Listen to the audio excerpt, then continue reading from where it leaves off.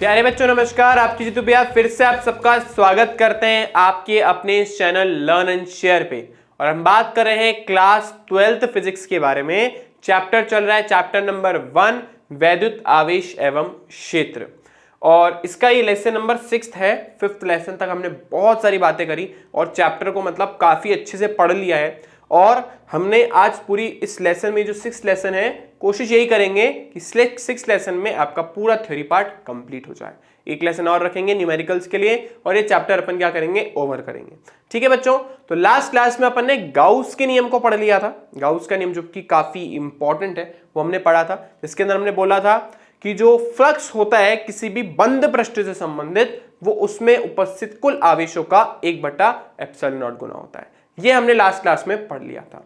तो आज हमें उसी गाउस के नियम के अनुप्रयोग पढ़ने हैं, जो एग्जाम के पॉइंट ऑफ व्यू से मोस्ट आईएमपी है। इनमें से एक अनुप्रयोग हर एग्जाम में, चाहे आप किसी भी बोर्ड से हो, कंपलसरी आता है। ठीक है, चलिए स्टार्ट करते हैं। आज का गोल क्या है हमारा, ये है आज के गोल। हम सबसे पहले पढ़ेंगे सतत आवेश वितरण यानी कॉन्टिन्यूअस चार्ज डिस्ट्रीब्यूशन क्या होता है वो देखेंगे। इसके बाद आवेशित चालक तार के कारण विद्युत क्षेत्र की तीव्रता निकालेंगे, फिर आवेशित चद्दर के कारण निकालेंगे, और लास्ट में आवेशित कोश के कारण निकालेंगे। तो बेसिकली 3 एप्लीकेशन अपन यहाँ पे कवर करने वाले हैं। पहला है हमारी तार, दूसरा हमारा चद्दर, और तीसरा हमारा कोश। कोश मतलब होता है खोखला गोला। ठीक है, तो इन तीनों की वजह से हम आज जो है विद्युत क्षेत्र की तीव्रता निकालने वाले हैं आज के इस लेसन में गाउस के नियम का उपयोग करके। ठीक है, चलिए तो ज्यादा देर वेस्ट किए, टाइम वेस्ट किए, हम चैप्टर स्टार्ट करते हैं आज का। तो सबसे पहले अपने को पढ़ना है बच्चों कॉन्टिन्यूअस चार्ज डिस्ट्रीब्यूशन, सतत आवेश वितरण। तो बच्चों देखो, अभी तक जो हमने पढ़ा था, मतलब जो अभी पहले की बातें चल रही थी, उसमें आवेश क्या था, दूर दूर फैला हुआ था। 2 coulomb, 3 coulomb, 4 coulomb, 5 coulomb, 6 coulomb, और हमने बोला अगर कुल आवेश निकालना तो उनको जोड़ दो। बट द प्रॉब्लम है, परेशानी है, मान लो ये मेरा फोन है और इस फोन पे हर जगह चार्ज है, ऊपर नीचे इधर उधर हर जगह चार्ज है। अब प्रॉब्लम क्या है कि अगर मैं इसके चार्ज के बारे में बात करूं तो ऑब्वियसली कि मैं इसके चार्ज को काउंट तो कर नहीं सकता। ठीक है ना, इसके आवेशों को मैं क्या बोलते हैं, जोड़ करके ऐसे पता तो कर नहीं सकता कि यहाँ पे 2 कूलाम है, यहाँ पे 4 कूलाम है, यहाँ पे 5 कूलाम है, यहाँ पे 6 कूलाम है, ऐसे बहुत सारा आवेश है। तो उसको जोड़ना तो संभव नहीं है और प्रैक्टिकल भी नहीं है। तो फिर हमारे साइंटिस्टों ने क्या करा, उन्होंने एक दूसरी चीज दी जिसको अपन बोलते हैं सतत आवेश वितरण, कॉन्टिन्यूअस चार्ज डिस्ट्रीब्यूशन। कि भाई मेरा फोन है वो एक तरफ से हर जगह से एक समान रूप से आवेशित है, तो मैं वहां उस पर कुल आवेश बताने के बजाय उसके कुल क्षेत्रफल पर आवेश की मात्रा के बारे में बात करूंगा, उसकी कुल लंबाई पर आवेश की मात्रा के बारे में बात करूंगा, या उसके आयतन में आवेश की मात्रा के बारे में बात करूंगा। तो इसी को अपन बोलते हैं सतत आवेश वितरण। अगर कोई ऑब्जेक्ट, अगर कोई वस्तु एक समान रूप से आवेशित है तो उसके प्रति एकांक लंबाई पर, क्षेत्रफल पर या आयतन पर जो हमारे पास आवेश होता है उसी को अपन बोलते हैं सतत आवेश वितरण। ठीक है, यहाँ पे हम आवेशों को जोड़ने के बजाय हम एक लंबाई पे या क्षेत्रफल में या आयतन में आवेश निकालते हैं। जैसे घनत्व होता है ना, एक तो मैं आपको बोलूं पृथ्वी का द्रव्यमान, एक को मैं आपको बोलूं पृथ्वी का घनत्व। घनत्व का मतलब क्या हुआ, एकांक आयतन में कितना द्रव्यमान है। भाई एक छोटा सा टुकड़ा लिया मैंने, उसमें कितना उसका द्रव्यमान है, उसको ही अपन क्या बोलते हैं, उसका घनत्व। ऐसे ही कुछ यहाँ पे हम आवेशों के साथ करने वाले हैं। ठीक है, तो हमारे पास सतत आवेश वितरण 3 तरीके के होते हैं। पहला जो हमारे पास होता है वो होता है रेखीय आवेश घनत्व। ठीक है, तो सबसे पहले बात करेंगे रेखीय आवेश घनत्व के बारे में। ठीक है बच्चों, तो जो रेखीय आवेश घनत्व है, नाम से समझ आ रहा है कि हम आवेश के बारे में बात कर रहे हैं लेकिन एक सरल रेखा में, जैसे कि वायर है ना। इस वायर पे जो आवेश होंगे, इस वायर पे जो आवेश होंगे उसको अपन क्या बोलेंगे, रेखीय आवेश घनत्व। क्योंकि वायर बहुत पतली सी है, इसकी जो मोटाई है उसको हम नगण्य मान ले तो ये वायर बहुत पतली सी है, तो इस पर जो आवेश होंगे ऐसे ऐसे ऐसे इस तरीके से एक समान रूप से वितरित होंगे। ठीक है, वैसे तो ये थ्री है पर हम मान लेते हैं कि इसकी जो मोटाई हो नगण्य है। ठीक है, तो इस पे जो आवेश होगा वो कैसा होगा, रेखीय आवेश घनत्व। यानी इसको इंग्लिश में बोलते हैं लीनियर चार्ज डेंसिटी। तो जैसे मान लो हमारे पास एक वायर है, एक तार है, और उस तार पर इस तरीके से आवेश है। ठीक है, तो इस पर जो आवेश होंगे उसको जो सतत आवेश होंगे उसको बताने के लिए अपन बोलते हैं, यूज करते हैं जो वो है रेखीय आवेश घनत्व। लैम्डा से रिप्रेजेंट करते हैं। लैम्डा किसके इक्वल हो गया बच्चों, जो कुल आवेश इस पर है उसको आप इसकी लंबाई से भाग दे दो। जैसे घनत्व का क्या फॉर्मूला होता था, द्रव्यमान बटा आयतन। अब मैं यहाँ पे आवेश के बारे में बात कर रहा हूं, वो भी एकांक लंबाई में, वो भी एकांक लंबाई में। तो फॉर्मूला बन गया lambda is equal to sigma Q, मतलब कुल आवेश, उसको लंबाई से अपन ने भाग दे दिया। ठीक है, इसकी डेफिनेशन क्या होगी, एकांक लंबाई में आवेशों की संख्या। ठीक है, डेफिनेशन क्या है, एकांक लंबाई में आवेशों की संख्या।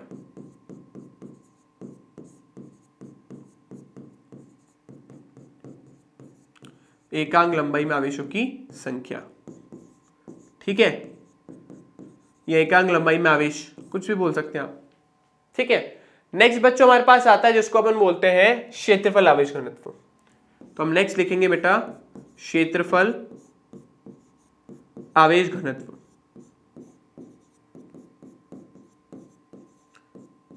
ठीक है, तो इस क्षेत्रफल आवेश घनत्व में क्या होगा, इस क्षेत्रफल आवेश घनत्व में हम एकांक क्षेत्रफल पर आवेश के बारे में बात करेंगे। जैसे मेरे पास ये पेपर है, अगर ये पूरी तरीके से आवेशित होता तो इसके ऊपर जो हम आवेश घनत्व के बारे में बात करते हैं वो कैसा होता, क्षेत्रफल आवेश घनत्व, क्योंकि इसकी मोटाई नगण्य है, लेकिन इसके मैं क्षेत्रफल के बारे में बात कर रहा हूं। ठीक है, तो देखो इसके अंदर क्या होगा, कोई वस्तु है हमारे पास, जैसे प्लेट ले लिया, कुछ और ले लिया। ठीक है, उस पर जो आवेश घनत्व होगा उसको अपन क्या बोलेंगे, उसको हम बोलेंगे क्षेत्रफल आवेश घनत्व। इसको रिप्रेजेंट करेंगे बेटा सिग्मा से। इस सिंबल को अपन क्या बोलते हैं, आधा नहीं, सिग्मा। ठीक है, तो सिग्मा का फॉर्मूला क्या हो गया, सिग्मा क्यू अपॉन ए, मतलब क्षेत्रफल नीचे अपन ने रख दिया। ठीक है, होप ये बात सबको क्लियर हो गई होगी। तो डेफिनेशन क्या होगी, एकांक क्षेत्रफल में आवेश, एकांक क्षेत्रफल में आवेशों की संख्या।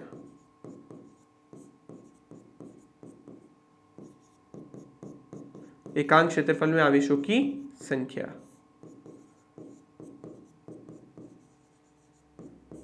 ठीक है, लास्ट, अब भाई मैंने लंबाई के बारे में बात करती, मैंने क्षेत्रफल के बारे में बात करती, तो बचा कौन, आयतन। तो थोड़ा हमारे पास हो जाएगा आयतन आवेश घनत्व।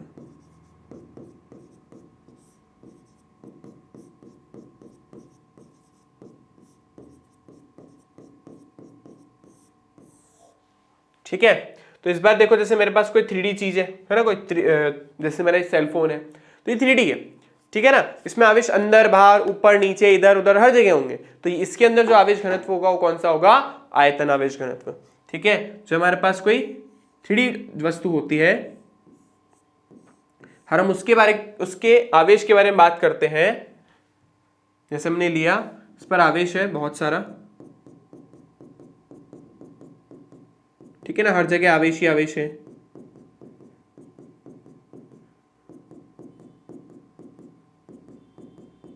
ठीक है, तो इस पर जो आवेश घनत्व होगा वो कौन सा होगा, आयतन आवेश घनत्व। हर जगह इसके अंदर बाहर ऊपर नीचे, ऐसा नहीं सिर्फ सरफेस पे। अगर सिर्फ सरफेस पे होता ना, सतह पर होता, तो फिर मैं सिग्मा यूज करता। लेकिन अगर मान लो अंदर भी है, तो उसका मतलब हो गया कि मुझे आयतन आवेश घनत्व यूज करना पड़ेगा। इसको अपन लिखते बेटा रो से।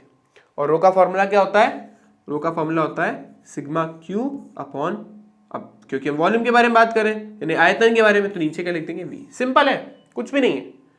इसमें लंबाई थी, लंबाई से डिवाइड हो गया। इसमें क्षेत्रफल था, क्षेत्रफल से डिवाइड हो गया। इसमें आयतन था, आयतन से डिवाइड हो गया। डेफिनेशन क्या, एकांक आयतन में आवेशों की संख्या।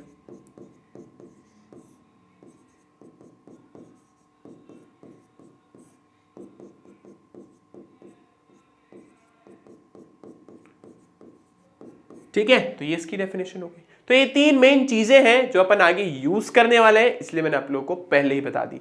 रेखीय आवेश घनत्व, लीनियर चार्ज डेंसिटी, क्षेत्रफल आवेश घनत्व, एरिया चार्ज डेंसिटी, और आयतन आवेश घनत्व, वॉल्यूम चार्ज डेंसिटी। ये तीन तरीके के आवेश घनत्व का हम यूज करते हैं। अगर रेखिक है, सीधी चार्ज कोई चीज है सीधी जिसकी मोटाई नगण्य है, इसका यूज करेंगे। कोई पृष्ठ वृष्ठ है तो इसका यूज करेंगे। और अगर आवेश अंदर बाहर ऊपर नीचे हर जगह पूरी बॉडी के अंदर है, तो उसके लिए आयतन आवेश घनत्व यूज करेंगे।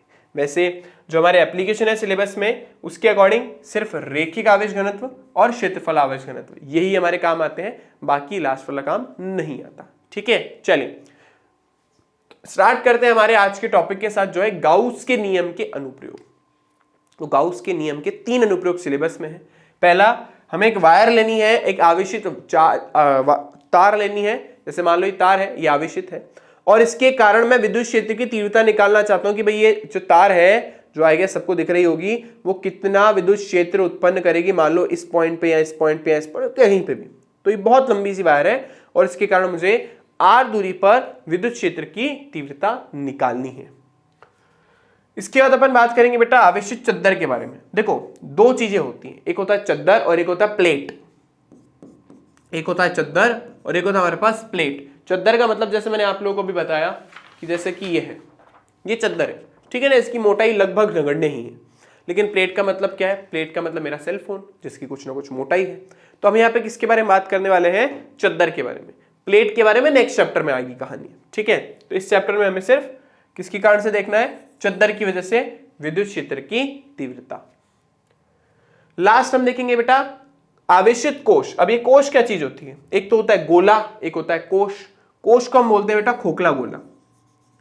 खोखला गोला, खोखला गोला मतलब अंदर से हॉलो है, कुछ भी नहीं अंदर, खाली है, बिल्कुल खाली, कुछ भी नहीं अंदर से, ठीक है। ऐसा अगर हमारे पास कोई चीज हो तो उसकी वजह से विद्युत क्षेत्र की तीव्रता अपन निकालेंगे। जैसे प्लास्टिक की बॉल होती है ना, मान लो वो लोहे की बनी हुई है, पूरी अंदर से कुछ नहीं, खाली है, हॉलो है, ठीक है। रेलिंग होती है, आप लोगों ने रेलिंग देखी होगी, उस पर एक बॉल बनी हुई होती है, ठीक है ना, स्टील की, वैसे ही कुछ, वो खोखला गोला है। उसके बारे में अपने को बात करनी है। इसको हिंदी में बोलते हैं अपन कोश, इंग्लिश में बोलते हैं इसको शेल। तो अपने को उसकी वजह से विद्युत क्षेत्र की तीव्रता निकालनी है, ठीक है बच्चों। चलो स्टार्ट करते हैं। तो सबसे पहले देखेंगे अपन किसी तार के कारण विद्युत क्षेत्र की तीव्रता। तो देखो बच्चों, मेरे पास मान लो कोई इस तरीके से एक तार है लंबी सी और वो आवेशित है, ठीक है ना, इस तरीके से वो आवेशित है। अब ध्यान रखिए, जैसा मैंने आपको हर बार बोला है, कोई भी डेरिवेशन करते टाइम आपको ये पता होना चाहिए कि क्या क्या गिवन है और किस कंक्लूजन तक पहुंचना है, किस हमारे निष्कर्ष तक अपने को पहुंचना है, ठीक है। तो यहाँ पे हमें क्या क्या पता है कि भाई तार है, इस तार की, क्योंकि हम बोल रहे हैं क्योंकि एक समान आवेशित है, ठीक है, सतत आवेश वितरण की बात होगी, और क्योंकि इसकी मोटाई नहीं है, इसलिए यहाँ पे मैं जो आवेश घनत्व आपको दूंगा वो दूंगा लैम्डा, यानी आपका रेखीय आवेश घनत्व। तो सबसे पहले अपने को पता है इसका रेखीय आवेश घनत्व। तो इसका रेखीय आवेश घनत्व हमें पता है, वो कितना हमारे पास? लैम्डा। पहले तो एक चीज ये दे रखी है। दूसरी चीज क्या है कि इस तार के कारण, जो कि अनंत है, ठीक है ना, बहुत लंबी सारी वायर है, इसके कारण r दूरी पर विद्युत क्षेत्र की तीव्रता निकालनी है। मतलब मान लो इस वायर से मेरा पॉइंट, इसको कलर दूसरा कर देते हैं अपन, r दूरी पर एक पॉइंट है P, उस पर विद्युत क्षेत्र की तीव्रता निकालनी है, ठीक है ना। तो दूसरी चीज मुझे क्या पता है? दूरी, तार से दूरी। जिस बिंदु पर विद्युत क्षेत्र की तीव्रता निकालनी है, उस तार की जो दूरी है वो कितनी है बिंदु से? r। ये दो चीजें हमें पता है, एक है लैम्डा और दूसरा है r। करना क्या है? तार की वजह से P बिंदु पर विद्युत क्षेत्र की तीव्रता निकालनी है, ठीक है। अब आगे बढ़ने से पहले, क्योंकि मुझे यहाँ पे विद्युत क्षेत्र की तीव्रता का मतलब क्या है? E की वैल्यू निकालनी है ना। इसका मतलब क्या, मुझे E निकालना है। E, ये तार कितना विद्युत क्षेत्र उत्पन्न करेगी, मतलब किसी आवेश को लेके जाऊं तो कितना बल उस पर लगाएगी, ठीक है, वो अपने को पता करना है। अब क्योंकि हमें ये नहीं पता कि कुल विद्युत क्षेत्र की दिशा क्या है, कुल विद्युत क्षेत्र की दिशा आगे है, ऊपर है, नीचे है, कोई कोण बनाकर है, अंदर है, कहाँ है। तो सबसे पहले अपन यहाँ पे निकालने वाले हैं विद्युत क्षेत्र की दिशा। तो इस डेरिवेशन के दो पार्ट होंगे। पहले अपन निकालने वाले हैं इस विद्युत क्षेत्र की दिशा। तो हम यहाँ पे लिख रहे हैं विद्युत क्षेत्र की दिशा। देखो दिशा कोई निकालना कोई मुश्किल काम नहीं, आसान है बहुत। तो देखो हम क्या करेंगे, हम इसके दो छोटे छोटे से पार्ट लेंगे। हम इसके दो छोटे छोटे से पार्ट लेंगे। पहला पार्ट हम लेंगे यहाँ पे dl, ठीक है, और यहां पर भी एग्जैक्टली इतने ही डिस्टेंस पर, जितने डिस्टेंस पे ऊपर लिया था dl, उतने डिस्टेंस पे नीचे एक छोटा सा पार्ट लेंगे dl, मतलब तार का एक छोटा सा टुकड़ा अपन ने तोड़ दिया, ठीक है। अब इस तार के टुकड़े की वजह से P बिंदु पर जो भी विद्युत क्षेत्र उत्पन्न होगा उसकी दिशा कुछ यहां पर होगी, जिसको हम बोल रहे हैं, जो विद्युत क्षेत्र उत्पन्न हो रहा है उसको अपन क्या बोल रहे हैं? dE vector. क्योंकि बहुत छोटा सा था, लेंथ dl थी, तो जो विद्युत क्षेत्र उत्पन्न होगा वो भी बहुत छोटा सा होगा, ठीक है। और क्योंकि हमें पता है कि जो विद्युत क्षेत्र होता है वो धनावेश की वजह से बाहर की तरफ होता है, इसलिए बाहर की तरफ बना दिया, और उन दोनों को मिलाने वाली रेखा के अनुज, तो उन दोनों को मिलाने वाली रेखा के अनुदिश बनाया, ठीक है। दूसरा जो पार्ट है उसकी वजह से जो आएगा, दूसरा जो पार्ट है उसकी वजह से जो आएगा वो भी इसी तरीके से बाहर की तरफ आएगा, ठीक है, क्योंकि दोनों आवेश, दोनों जो अपन ने लेंथ लिए, ये भी और ये भी, वो सेम है। तो यहाँ पे अपन क्या लिखेंगे? यहाँ पे हम लिखेंगे dE वेक्टर। ठीक है। अब मान लो इस पहले वाले ने कितना कोण बनाया था यहाँ पे, थीटा। मानने के लिए बोला है, रियलिटी में नहीं दे रखा है, मानने के लिए बोला है सिर्फ। इसी तरीके से क्योंकि ये दोनों ये भी समान दूरी पर ही है, इसकी वजह से जो भी हमारे पास कोण बनेगा वो भी कितना बनेगा, थीटा बनेगा। ठीक है। अब हम क्या करने वाले हैं, अब सेम चीज अगर यहां पे थीटा है तो शीर्षाभिमुख कोण से यहां पर भी थीटा होगा, क्योंकि ये थीटा ही थीटा, ये थीटा है तो ये भी क्या होगा हमारे पास, थीटा ही होगा। कुल मिला के हमने कोण बता दिए। ठीक है। अब देखेंगे, अब हम क्या करेंगे, इसको हटा देते हैं थोड़ा सा। हम निकाल क्या रहे हैं, विद्युत क्षेत्र की तीव्रता की दिशा निकाल रहे हैं। इसको हम यहां लिख देते हैं, विद्युत क्षेत्र की तीव्रता की दिशा। ठीक है, ये निकाल रहे हैं अपन। ठीक है, तो देखो बच्चों, हम क्या करेंगे, इस डीएल के घटक करेंगे, क्योंकि घटक तो करने पड़ेंगे, मुझे थोड़ा ना पता कुल विद्युत क्षेत्र कहां है, तो मैं इसके घटक करने वाला हूं। तो ग्रीन कलर वाले के मैं घटक करूंगा, तो जो कोण के साथ बने वो हमेशा कॉस, तो ये हमारे पास हो गया डीई कॉस थीटा। ठीक है, जो उसके लंबवत बने वो हमेशा साइन, तो ये वाला हो गया, देखो बीच में आ रहा नहीं है, तो ये हो गया हमारे पास डीई साइन थीटा। ऐसे जब ब्लू वाले के घटक करूंगा मैं, तो देखो इस वाले के इसके साथ जो घटक आएंगे वो आएंगे हमारे पास डीई कॉस थीटा। ये वाला जो घटक आएगा वो क्या आएगा हमारे पास, डीई साइन थीटा। अब मुझे पता है, क्या पता है भाई मेरे को, कि भाई D cos D sine theta एक ही दिशा में आ रहे हैं, इसका मतलब ये वाला घटक इस वाले घटक को कैंसिल कर देगा। तो हमारे पास कौन सा घटक बच रहा है, या कौन से घटक जुड़ रहे हैं, डीई कॉस थीटा वाले। यानी हमें सिर्फ इतना पता चला कि इस पी बिंदु पर विद्युत क्षेत्र की दिशा कहां है, बाहर की तरफ। कहां है, बाहर की तरफ। तो नेट विद्युत क्षेत्र की दिशा कहां पे आ गई, बाहर की तरफ। बस इतना ही पता करना था हमें कि नेट विद्युत क्षेत्र की दिशा का है। तो नेट विद्युत क्षेत्र की दिशा में क्या मिल गई, बाहर। बस इस वाले पार्ट का इतना ही काम था, मुझे पता करना था नेट विद्युत क्षेत्र का है, तो वो कहां है, हमेशा बाहर की तरफ। ठीक है बच्चों, अब हमारा मेन डेरिवेशन स्टार्ट होगा। हमें विद्युत क्षेत्र की तीव्रता निकालनी, दिशा तो हमने निकाल ली, अभी अपने को क्या निकालनी है, विद्युत क्षेत्र की तीव्रता। तो इस डेरिवेशन के दूसरे भाग में हम विद्युत क्षेत्र की तीव्रता निकालने वाले, तो हम लेंगे विद्युत क्षेत्र, ये दूसरा पार्ट हो गया, विद्युत क्षेत्र की तीव्रता। वैसे तो मैंने यहाँ पे डायग्राम ऑलरेडी ड्रॉ करके बता रखा है, पर मैं आपको थोड़ा फील कराने के लिए खुद से बनाता हूं कि भाई हमारे पास तार थी, ठीक है ना, जिस पर आवेश थे, जिसके कारण r दूरी पर विद्युत क्षेत्र की तीव्रता निकालनी थी।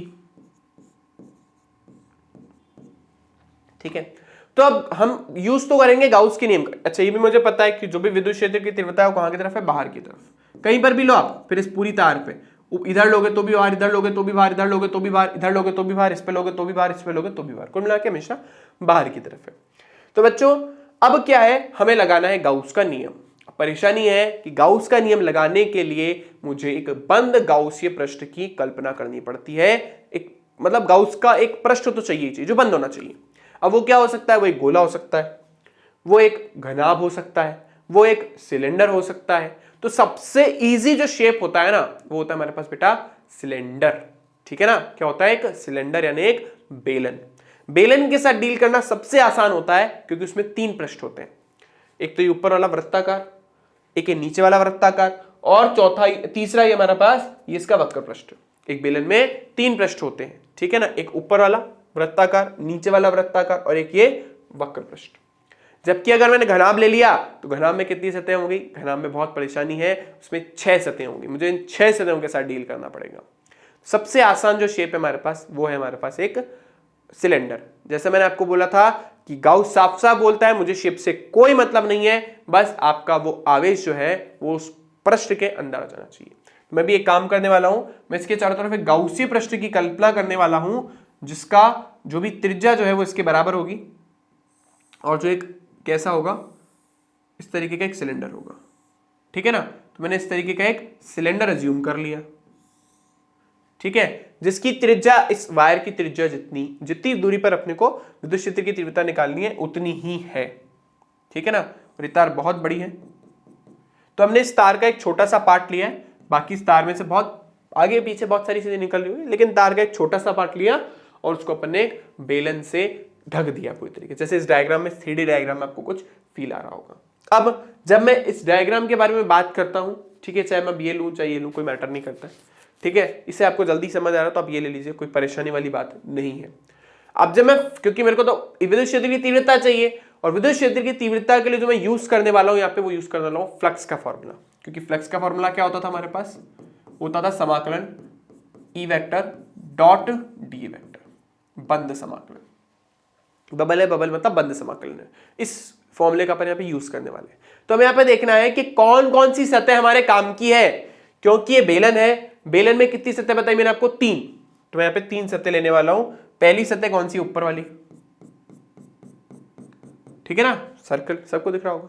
अब क्या है, इसके कारण हमें विद्युत क्षेत्र की तीव्रता तो निकालनी है, लेकिन इसका सबसे पहले मुझे पता होना चाहिए क्षेत्रफल सदिश का होगा।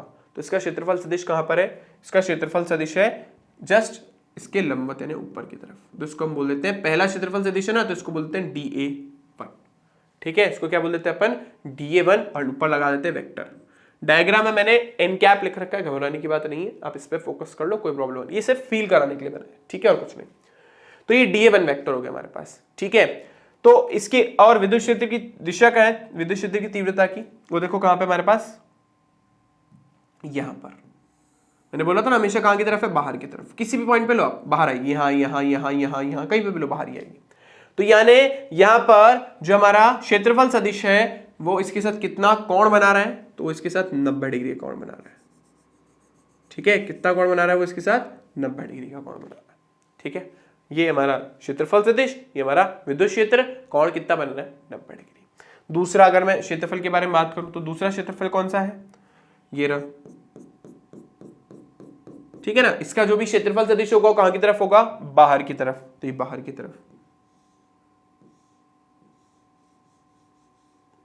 ठीक है, ये बाहर की तरफ हो गया, ठीक है। और ये कौन सा हो गया, DA2 वेक्टर।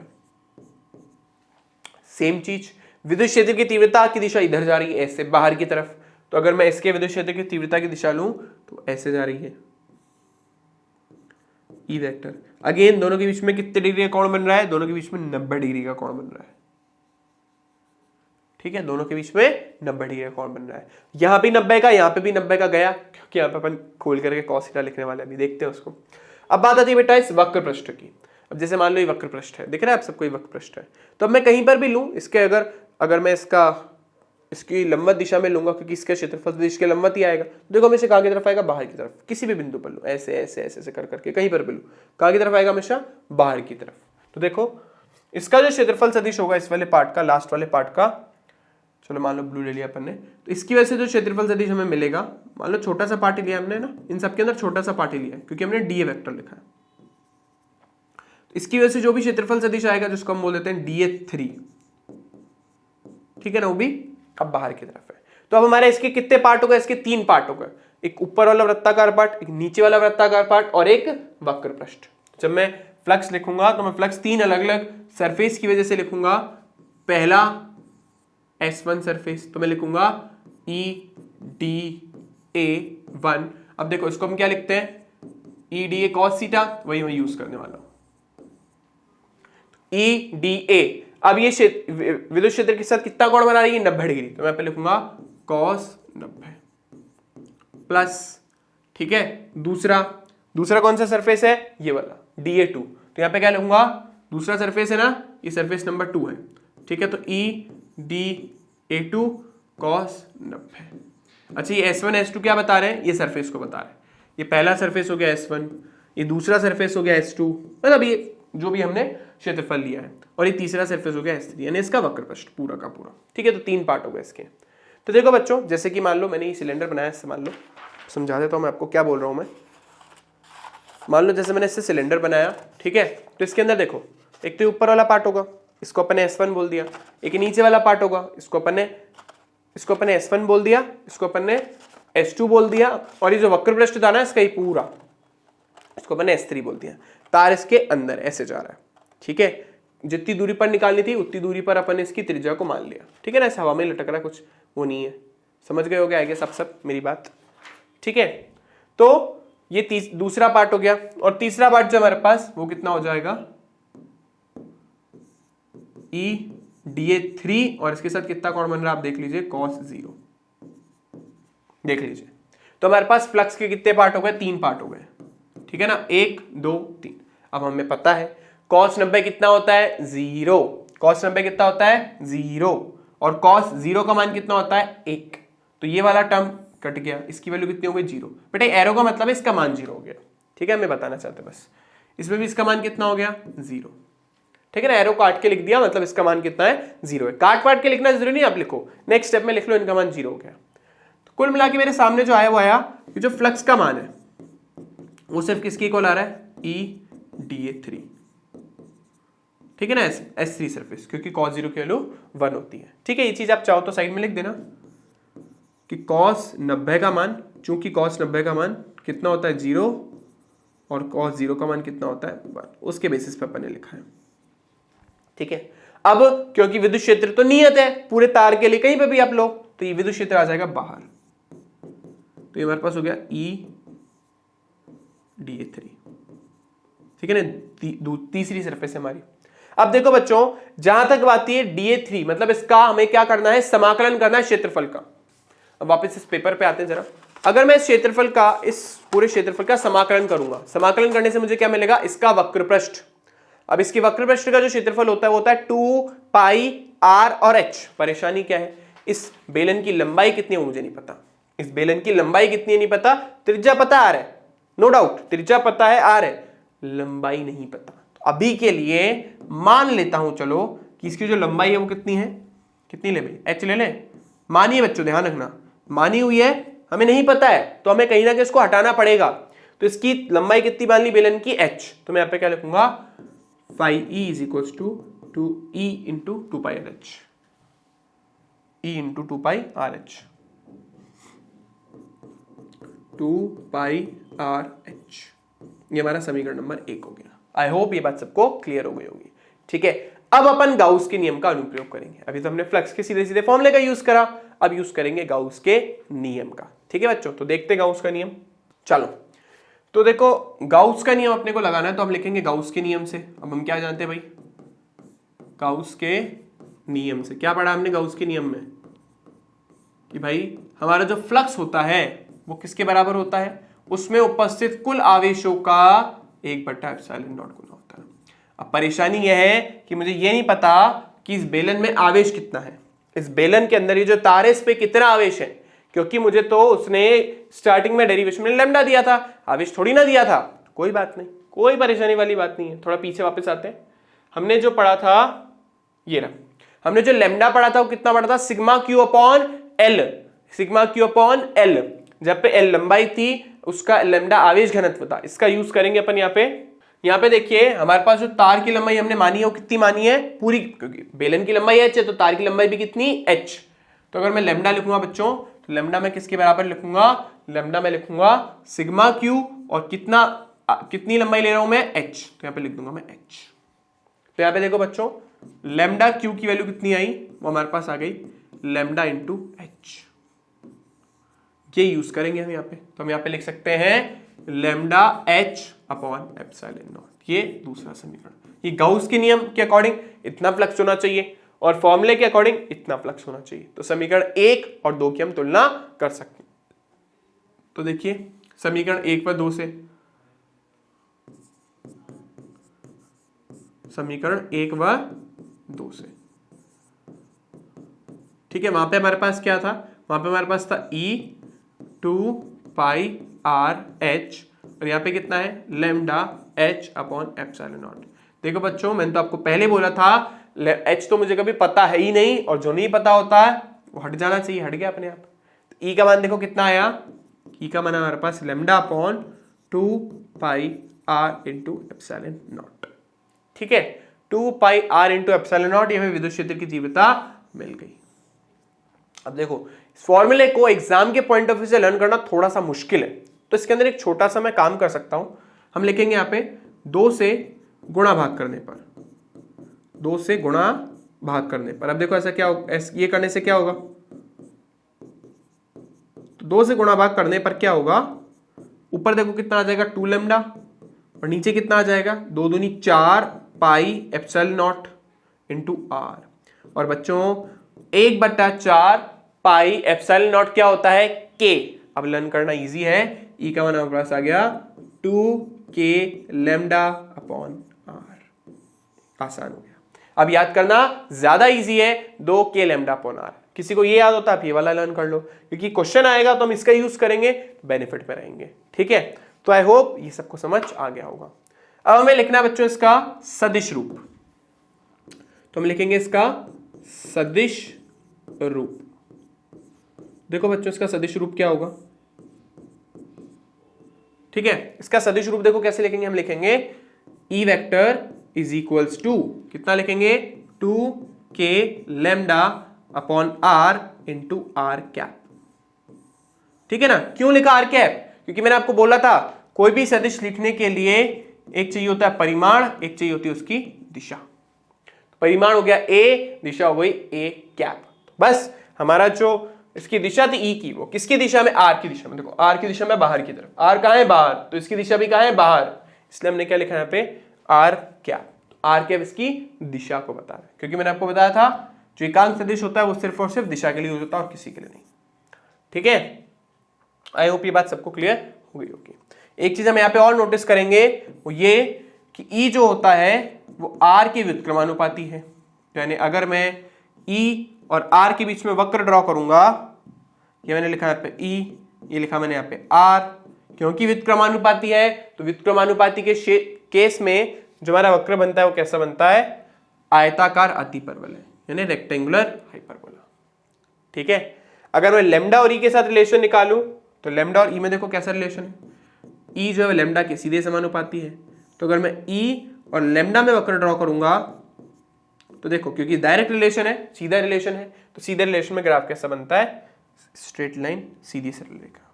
ठीक है, दोनों केसेस के अंदर जो भी ग्राफ पॉसिबल थे मैंने आपको बता दिया। तो आई होप सबको समझ आया होगा। एक बार मैं और अच्छे से बता देता हूं क्योंकि डेरिवेशन काफी इंपॉर्टेंट है। मेन पार्ट इसका ये है।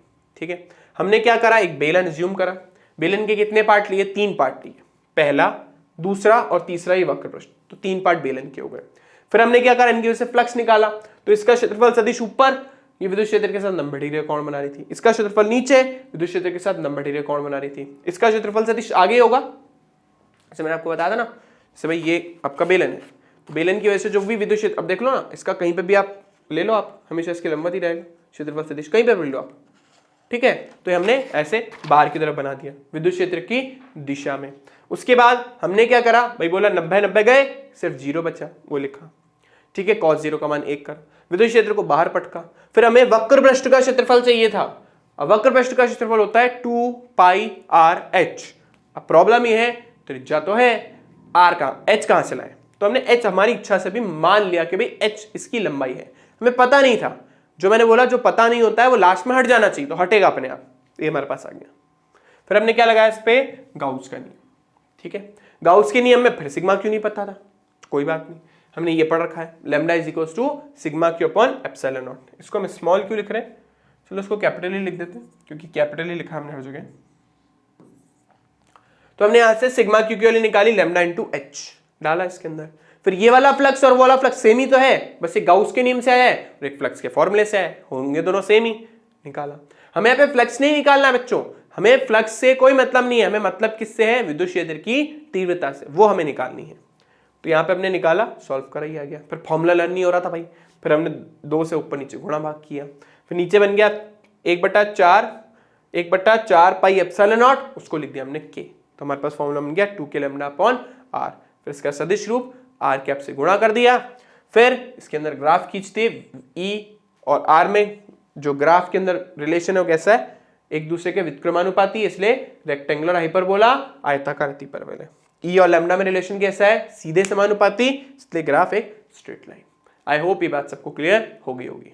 ठीक है, चलो अपन इसका एक और एप्लीकेशन देखते हैं। जो नेक्स्ट हमारा एप्लीकेशन है वो है हमारे पास कोई आवेशित चद्दर है। बच्चों मैंने आपको पहले ही बोल दिया, 2 अलग अलग चीजें हमारे सिलेबस में, एक है चद्दर और एक है हमारे पास जिसको अपन शीट भी बोलते हैं, चद्दर या फिर इंग्लिश में उसको बोलते हैं शीट, और दूसरा हमारे पास हम बोल सकते हैं एक तरीके की प्लेट, जैसे ये है, ये प्लेट है, क्यों, क्योंकि इसकी कुछ ना कुछ मोटाई है। ठीक है, आप कॉपी खोलो, कॉपी एक आपकी कैसी हो गई प्लेट, एक पेपर आपने एक पृष्ठ खोला, फिर दूसरा पेज, तीसरा पेज, चौथा पेज, तो मतलब इसमें बहुत सारी अलग अलग शीटें हैं, उसमें से एक शीट मैंने ले ली, तो आपका जो आपकी चद्दर है वो बहुत सारी शीटों से मिलकर के बनी हुई होती है, जबकि शीट जिसकी थिकनेस यानी मोटाई लगभग नगण्य है, तो हमने एक ऐसी ही आवेशित शीट ली है, ठीक है। और क्योंकि आवेशित है तो इसके हर भाग के ऊपर अपन आवेश लेने वाले हैं, देखेंगे सब बच्चे। तो देखो मान लो हमारे पास आवेशित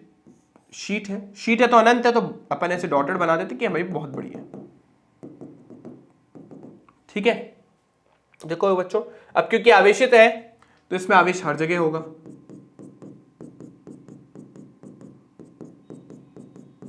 आवेश इसमें हर जगह होगा,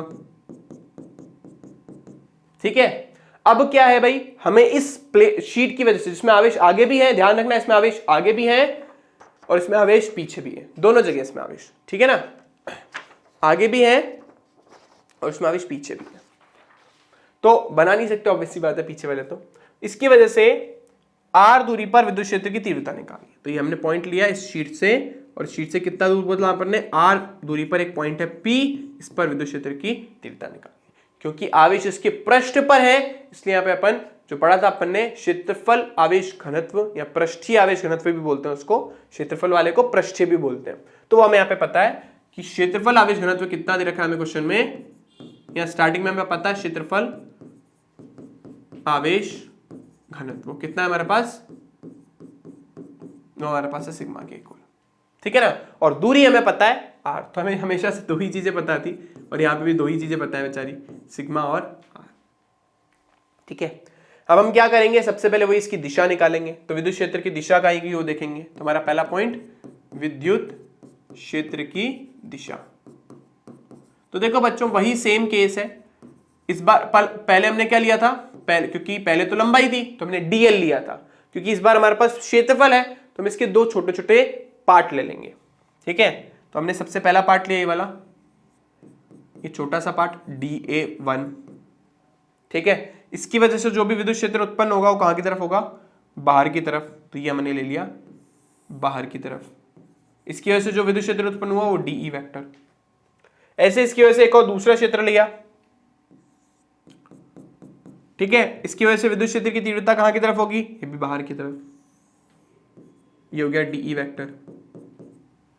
अब वही सेम चीज करने जैसे पहले करी थी, बिल्कुल कॉपी है, इसको भी थीटा बोला अपन ने, इसको भी थीटा बोला, ठीक है। वही क्यों हुआ वो हम पहले बात कर चुके हैं, ये भी थीटा हो गया शीर्षाभिमुख कोण से, ये भी थीटा हो गया शीर्षाभिमुख कोण से, ठीक है। इसका उल्टा ये, इसका उल्टा ये, वही इसके दो घटक करे अपन ने, इसके दो घटक करे तो एक घटक इसकी दिशा में आया dE cos थीटा और एक dE sin थीटा, ये वाला घटक हमारे पास हो गया dE cos थीटा और ये हमारे पास हो गया dE sin थीटा,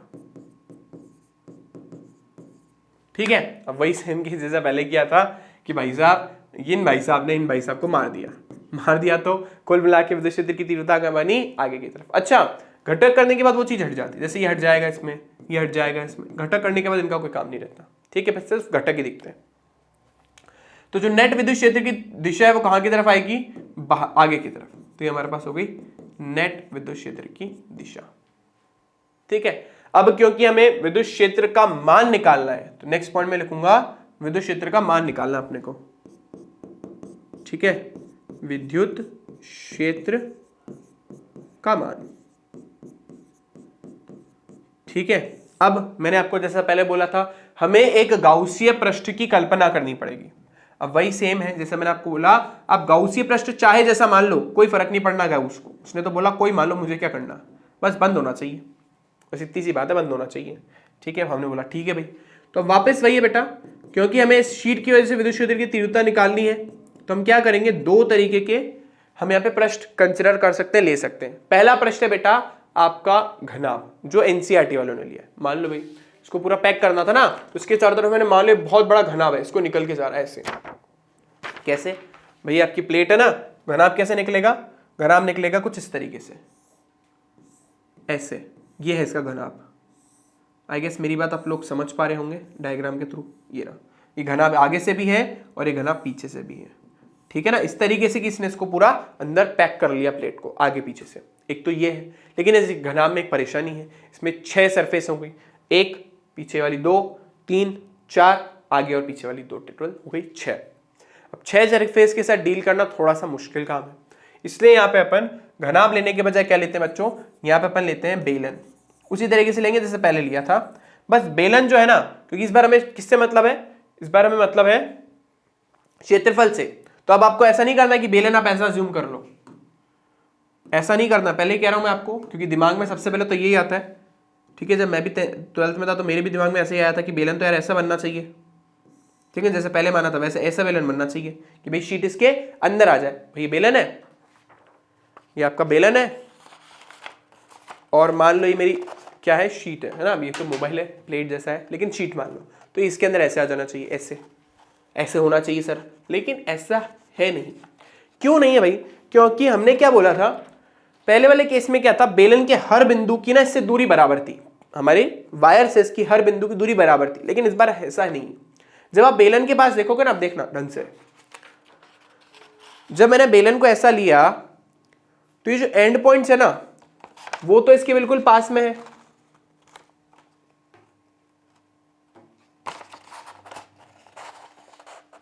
तो देखो बेलन जब हमने ऐसे लिया तो एंड पॉइंट्स तो देखो बिल्कुल पास में है, बिल्कुल, है ना। लेकिन जो साइड के कोने है ना, वो कोई दूर है, कोई पास है, कोई कैसे है, कोई कैसे है। बेसिकली हर पॉइंट की दूरी जो है वो इस गाउसीय पृष्ठ से समान नहीं है, पर हम ऐसा चाहते नहीं।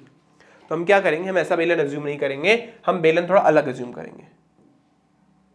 ठीक है, हम बेलन इसको थोड़ा सा अलग अज्यूम करने वाले हैं। देखो कैसे करेंगे, थोड़ा सा वापस ड्रॉ कर लेते हैं इसको। तो हम बेलन अज्यूम कर रहे हैं कुछ इस तरीके का, ये भाग लिया अपन ने, बेलन ऐसे लिया है, इसको क्या करके जा रहा है, छिद्रित करके जा रहा है, इसको पेनिट्रेट करके जा रहा है, ऐसे इसको ऐसे निकाल के अपन ने लिया। तो इसमें देखो हमारे कौन सा क्षेत्र काम का है, हमारे कौन सा क्षेत्र काम का है, ये वाला, ये वाला, इस वाले भाग से हमें मतलब है, बाकी किसी भाग से हमें मतलब नहीं है, सिर्फ इस वाले पार्ट से मतलब है। ठीक है, और ये इसकी जो दूरी है प्लेट से वो कितनी है भाई, इसकी प्लेट से दूरी है r। सिमिलरली चाहो तो ये दूरी यहां पर भी ले सकते हो, क्योंकि प्लेट एक समान रूप से आवेशित है, आगे से भी आवेशित है और पीछे से भी आवेशित है। तो जितनी दूरी यहां पर है, जैसे मान लो पॉइंट यहां पर है, ठीक है, मान लो ये दूरी यहां पर है, तो एक सेम दूरी यहां पर भी है। ठीक है, क्योंकि प्लेट आगे से भी आवेशित है और पीछे से भी, हम पीछे से देख नहीं पा रहे लेकिन वो पीछे से भी आवेशित है। हमें ये भी पता चल गया कुल विद्युत क्षेत्र की जो तीव्रता है वो कहां की तरफ आ रही है, बाहर की तरफ। यहां पर भी बाहर आएगी और यहां पर भी। घबराने की जरूरत नहीं है, क्योंकि धनावेशित है, वहां से देखोगे तो भी बाहर, यहां से देखोगे तो भी बाहर। ठीक है, आई होप इतनी बात सबको क्लियर हो गई होगी। अब हमने जैसा बोला गाउस के नियम से इसके 3 पृष्ठ होंगे, पहला, दूसरा और तीसरा ही वक्र पृष्ठ। ठीक है, देखो बच्चों, पहला तो ये वाला पृष्ठ हो गया, इसका जो भी हमने पार्ट लिया है ds या dA जिसको हम बोल रहे हैं, तो ये dA वेक्टर इसका आगे की तरफ आएगा। ऐसे ही इस वाले पार्ट का जो हमने लिया, इस वाले पार्ट का भी dA जो इसी की दिशा में आएगा, तो ये होगा dA2। लेकिन जो मैं थर्ड पार्ट लेने वाला हूं, यानी इसका वक्र पृष्ठ, इसके वक्र पृष्ठ का अगर मैंने कोई सा भी भाग लिया तो वो ऊपर की तरफ आ रहा है और विद्युत क्षेत्र आगे की तरफ जा रहा है। ठीक है ना, इस प्लेट में हमेशा सब पॉइंट पे बाहर की तरफ। तो देखो क्षेत्रफल सदिश ऊपर और इसके अंदर विद्युत क्षेत्र आगे की तरफ। तो इस बार अगर मैं फ्लक्स का फॉर्मूला लगाऊंगा तो वापस मुझे 3 पार्ट करने पड़ेंगे। पहला हो गया E ds dA1, इस बार हो जाएगा cos 0, क्योंकि पहली वाली सरफेस कितना बना रही है, cos 0, दूसरी वाली सरफेस भी कितना बना रही है, cos 0, तो E dA2 cos 0। थर्ड, ये दूसरी सरफेस हो गई। तीसरी सरफेस जो हमारी जो वक्र पृष्ठ है वो इस बार कितना बना रही है, वक्र पृष्ठ इस बार बना रही है 90 डिग्री, क्योंकि cos 90 0 होता है, इस वाली टर्म को हटा देते हैं अपन, ये क्या हो गया 0 के बराबर।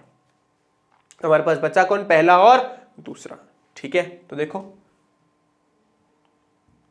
पहले वाले के बारे में बात कर, देखो इसमें E बार आएगा cos 0 का मान 1, इसमें भी E बार आएगा cos 0 का मान 1। तो देखो क्या बचा हमारे पास, फ्लक्स हमारे पास बचा, इसमें E बाहर आ गया क्योंकि कांस्टेंट था, अंदर बच गया dA1।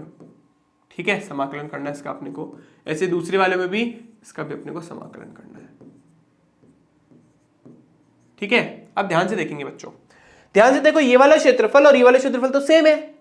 क्यों? क्योंकि देखो भाई, ये भी वृत्ताकार, ये भी वृत्ताकार, और उतना ही क्षेत्रफल नीचे बीच में प्लेट का भी है। हम इस बार जो प्लेट ले रहे हैं ना, वो इस तरीके के रेक्टेंगुलर शेप के, यानी आयताकार लेने के बजाय वृत्ताकार ले लें। हमने प्लेट का वृत्ताकार पार्ट पे लिया है, तो हम प्लेट को कैसा मानेंगे?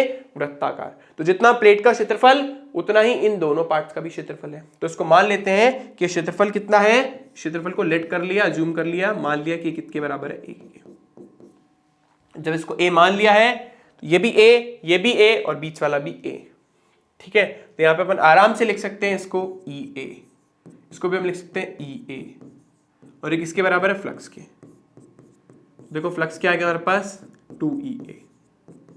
ये पहला समीकरण। अब लिखेंगे अपन किससे? गाउस के नियम से। तो लिखेंगे हम गाउस के नियम से। तो गाउस के नियम से देखो क्या होगा, हम बोलेंगे भाई जो हमारा फ्लक्स है वो किसके बराबर होता है? Sigma Q upon epsilon not. Again परेशानी, सिग्मा क्यू है ही नहीं। ठीक है, हमें तो सिग्मा पता है, और सिग्मा किसके बराबर होता है? सिग्मा क्यू अपॉन क्षेत्रफल। अब देखो, हमने जो प्लेट ली है उसकी, जिसके ऊपर आवेश है, जिस पार्ट से हमें मतलब है, इस पार्ट से मतलब, बाकी प्लेट से हमें मतलब नहीं है। ठीक है, इस प्लेट का भी क्षेत्रफल कितना? ए, ये भी ए, ये भी ए, और ये भी ए। तो यहां पर इस प्लेट का क्षेत्रफल मैं कितना रख सकता हूं? ए। ऐसे सिग्मा क्यू कितना आया? हमारे पास सिग्मा इंटू ए। रख देते हैं इसको यहाँ पे। 5 हो गया हमारे पास sigma into A upon epsilon naught. ये समीकरण नंबर 2। वही दोनों की तुलना कर देते हैं। समीकरण 1 व 2 से, 1 व 2 से देखो हमें क्या मिला? यहां में मिला 2EA is equals to sigma A upon epsilon naught. ए तो हमें कभी पता ही नहीं था, इसलिए देखो ए से ए कैंसिल हो गया। ई का मान कितना आया? ई का मान आ गया हमारे पास सिग्मा अपॉन 2 एप्सिलॉन नॉट। इसमें कहीं आर आ ही नहीं रहा है, मतलब ये आर से पूरी तरीके से इंडिपेंडेंट है, वो उस पर निर्भर करता ही नहीं है। यानी विद्युत क्षेत्र की तीव्रता यहाँ पे आर पे निर्भर नहीं करती है। ठीक है, पहले इसका सदिश रूप लिख लेते हैं अपन, फिर इसके ग्राफ देखेंगे। सदिश रूप में देखें, जैसा पहले लिखा था, सदिश रूप हमारे पास हो गया E vector is equals to, देखो सिग्मा अपॉन 2 एप्सिलॉन नॉट तो है ही, साथ में क्या आ जाएगा? आर कैप, क्योंकि इसकी दिशा वापस आर कैप की दिशा में ही है जैसे पहले थी। तो अगर मैं ग्राफ ड्रॉ करूं किस किस के बीच में? ई के बीच में और आर के बीच में। तो देखो ई और आर में ग्राफ कैसे ड्रॉ होगा? क्योंकि आर तो है ही नहीं कहीं एक्सप्रेशन में, ये तो पूरा का पूरा क्या आ गया? ये जो वैल्यू आई है ये कैसी आई है? पूरी की पूरी नियतांक आई है, कांस्टेंट आई है, ये तो आर पे डिपेंड ही नहीं कर रही है। तो अगर मैं इसका ग्राफ ड्रॉ करूंगा तो क्या आएगा? ये एक स्ट्रेट लाइन। ठीक है ना, इसको कोई मतलब ही नहीं है। ठीक है, और अगर मैं ई और सिग्मा में रिलेशन देखूं तो फिर सीधा समानुपाती है। ई जो है सिग्मा के सीधे समानुपाती है। जब मैं ई और सिग्मा का ग्राफ बनाऊंगा तो ग्राफ कैसा बनेगा? एक सीधी सरल रेखा। तो आई होप ये ग्राफ दोनों आप लोगों को समझ आ गए होंगे। ठीक है, तो ये था हमारा सेकंड एप्लीकेशन। ठीक है बच्चों, इस लेसन के लिए इतना ही। मिलते हैं आप लोगों से नेक्स्ट क्लास में। वीडियो अच्छा लगा है तो लाइक कीजिएगा, चैनल को सब्सक्राइब कीजिएगा। कोई भी प्रॉब्लम आए आप कमेंट कर सकते हो, और वीडियो देखने के लिए थैंक यू। मिलते हैं नेक्स्ट क्लास में। Bye bye.